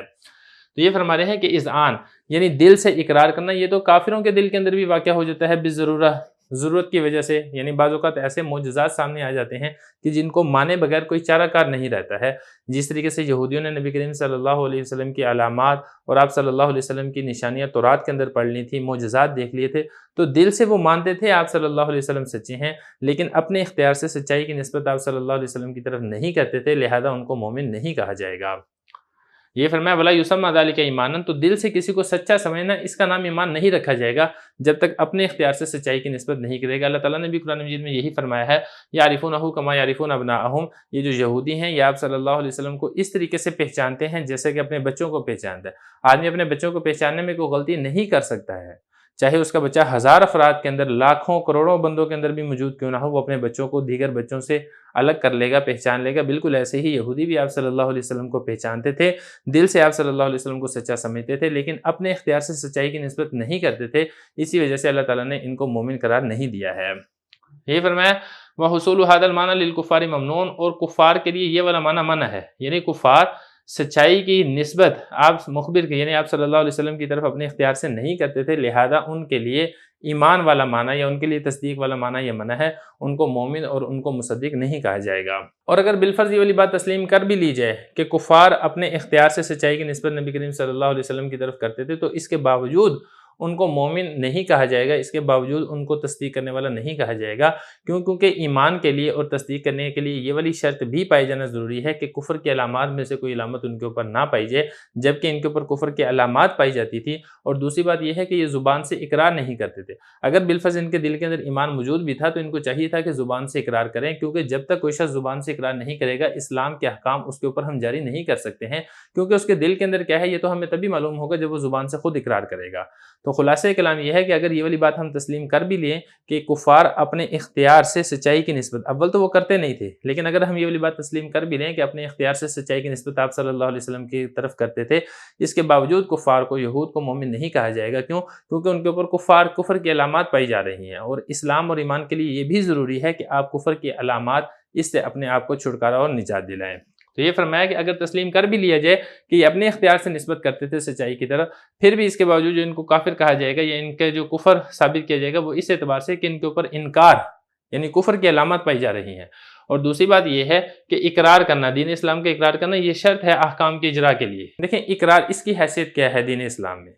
اس کے بارے میں دو قول ہیں۔ ایک قول تو یہ ہے کہ یہ شرط ہے، اور ایک قول یہ ہے کہ یہ رکن ہے۔ شرط کہتے ہیں کہ وہ چیز جو شے سے خارج ہو اور خارج ہو کر اس کو لازم ہو۔ مثال کے طور پہ وضو یہ نماز کے لیے شرط ہے، لیکن یہ نماز سے خارج ہے۔ اور رکن کہتے ہیں وہ چیز جو شے کے اندر داخل ہو اور داخل ہو کر لازم اور ضروری ہو، یعنی اس کا حصہ ہو، جیسا کہ نماز کے لیے قیام ہے، اب یہ نماز کے اندر داخل ہے اور نماز کا یہ رکن ہے۔ تو آیا اقرار کرنا زبان سے، آیا یہ دین اسلام کا رکن ہے، یہ دین اسلام کے لیے شرط ہے؟ تو دیکھیں اس کے بارے میں دونوں قول ہیں۔ ایک قول کے مطابق یہ دین اسلام کی شرط ہے، اور ایک قول کے مطابق دین اسلام کا رکن ہے۔ اگر ہم یہ والی بات تسلیم کر بھی لیں کہ کافر آپ صلی اللہ علیہ وسلم کی طرف اپنے اختیار سے سچائی کی نسبت کرتے تھے، لیکن چونکہ وہ زبان سے اقرار نہیں کرتے تھے، تو جب کوئی زبان سے اقرار نہیں کرے گا تو وہاں پر شرط نہیں پائی جا رہی ایمان کی، ایک قول کے مطابق، جبکہ ہم نے اقرار کو شرط قرار دیا۔ یہ دوسرے قول کے مطابق جو اقرار ہے یہ ایمان کا رکن ہے۔ تو کوئی بھی چیز ہو، نہ وہ اپنے رکن کے بغیر پائی جا سکتی ہے، نہ وہ اپنی شرط کے بغیر پائی جا سکتی ہے۔ مثال کے طور پہ نماز ہی ہے، اگر وضو نہیں ہے تو نماز نہیں ہوگی۔ اسی طریقے سے نماز ہے لیکن اس کا قیام نہیں ہے تو اس کو نماز نہیں کہا جائے گا۔ تو چونکہ یہ کفار اپنی زبان سے اقرار نہیں کرتے تھے، لہذا ان کفار کو مومن نہیں کہا جائے گا۔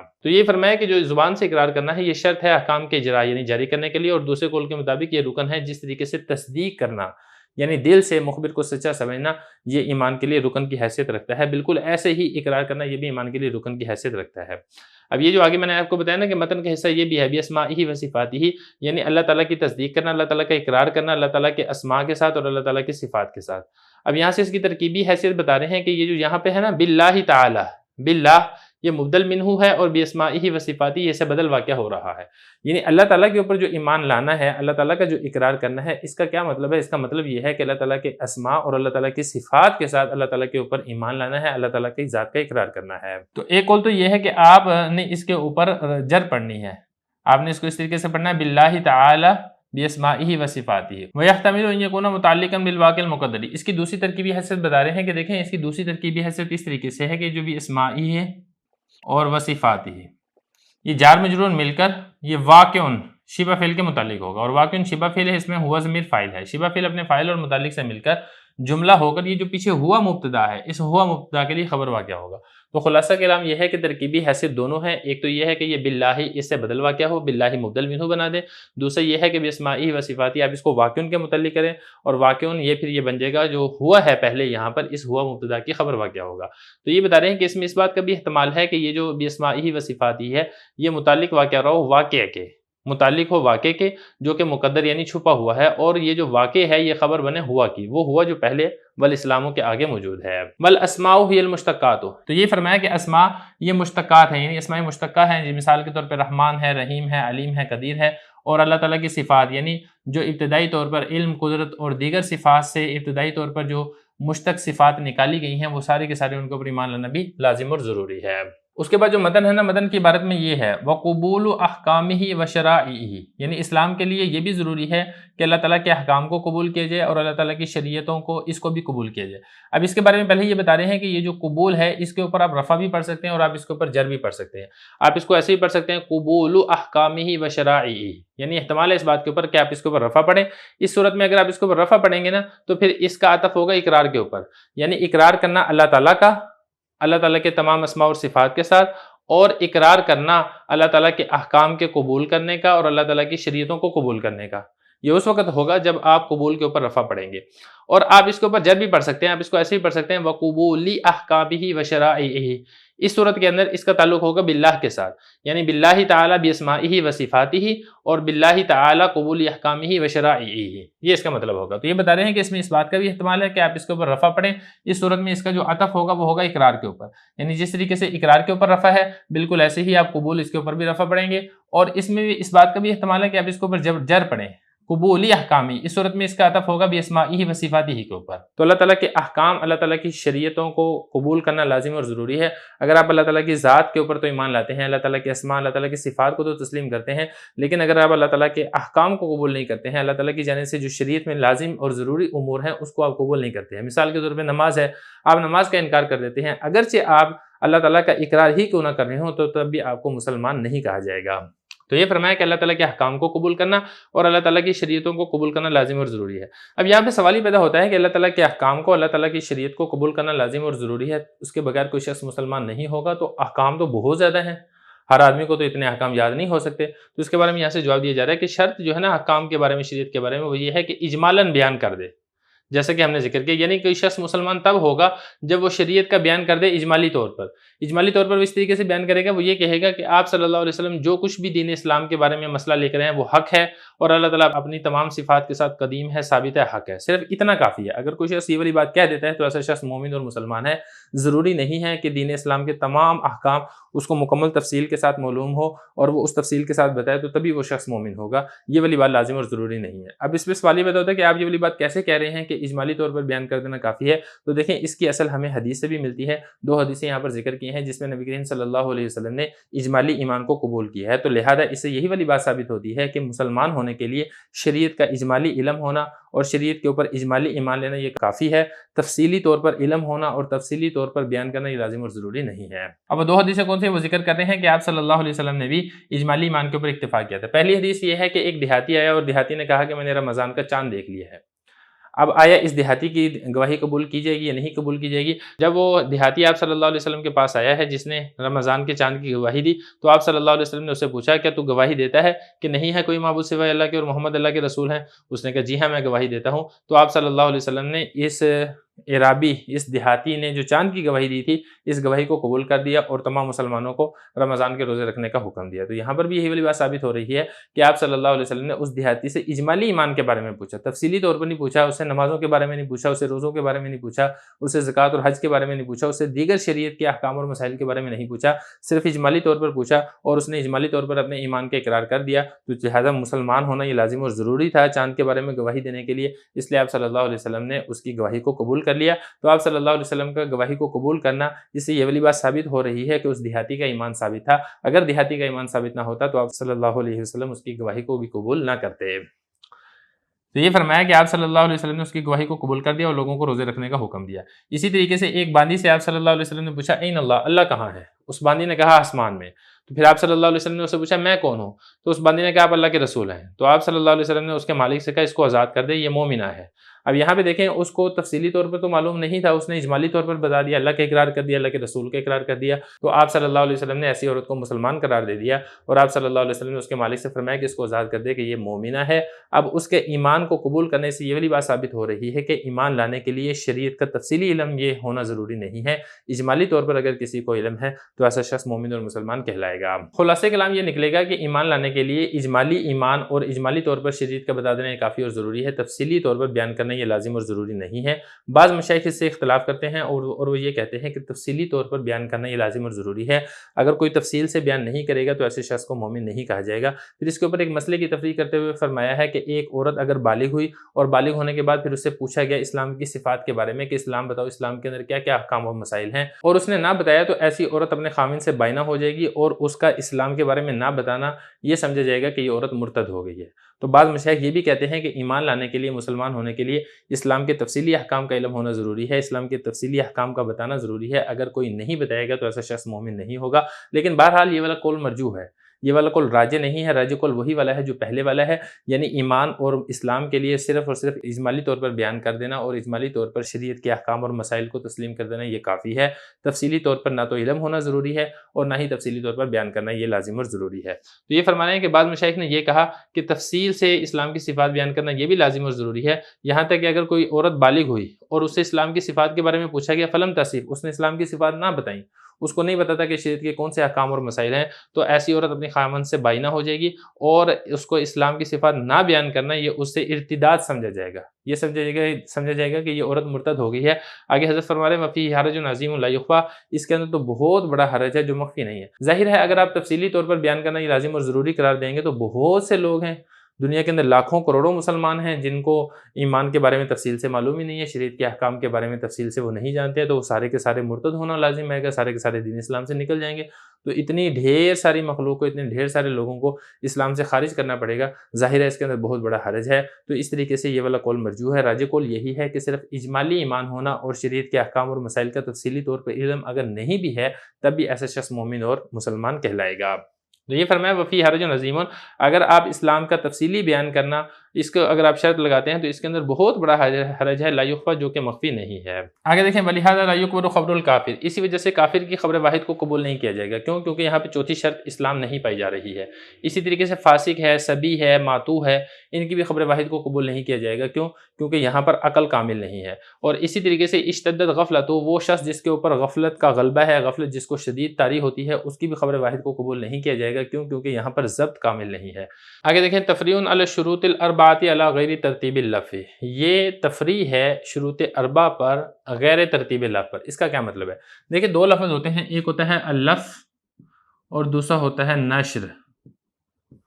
لفظ کا مطلب ہوتا ہے لپیٹنا اور نشر کا مطلب ہوتا ہے کھولنا۔ کوئی بھی چیز پہلے ذکر کی جاتی ہے تو پہلے اس کو اجمالاً ذکر کیا جاتا ہے، اس کو کہا جاتا ہے لفظ، پھر اسی اجمال کی تفصیل ذکر کی جاتی ہے، اس کو کہا جاتا ہے نشر۔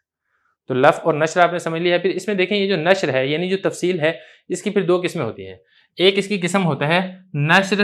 علی ترتیب اللفظ، اور دوسری نشر کی قسم ہوتی ہے نشر علی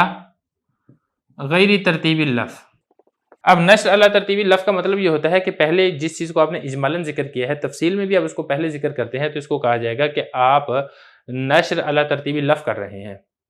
اور اگر آپ نے ایک چیز کو اجمالاً پہلے ذکر کیا ہے، تفصیل میں آپ اس کو پہلے ذکر نہیں کر رہے، بعد میں ذکر کر رہے ہیں، تو اس کو کہا جائے گا کہ آپ نشر علی غیر ترتیب اللفظ کر رہے ہیں۔ اب یہ دیکھیں جو راوی کی شرطیں تھیں نا، ہم نے سب سے پہلے شرط پڑھی تھی عقل، دوسرے نمبر پر ہم نے پڑھی تھی ضبط، تیسرے نمبر پر ہم نے پڑھی تھی عدالت، چوتھے نمبر پر ہم نے پڑھی تھی اسلام۔